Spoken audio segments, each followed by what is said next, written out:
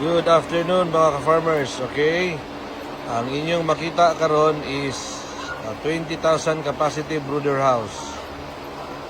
This is a old piggery building na i-convert na mo into a brooder house.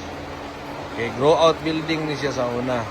But with the threat of ASF, the farm owner, he decided to convert it into brooder house. So, open-sided siya. Tapos, may pagkahitig gamay. We are using high-top poultry equipment.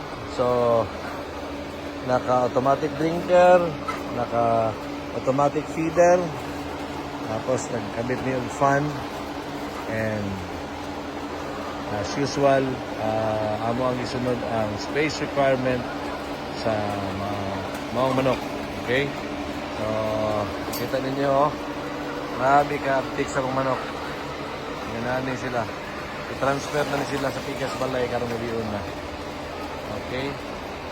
So, ang excess ani is naka-pre-booking na punta sa mga client na to for small, medium backyard poultry raising. Okay? So, sa mga naay mga existing piggery building na gusto ninyo i-maximize ang inyong building, you can call us, text us, usap tayo. We will convert it into a more productive business. Okay, kana lang. Salamat. Happy farming!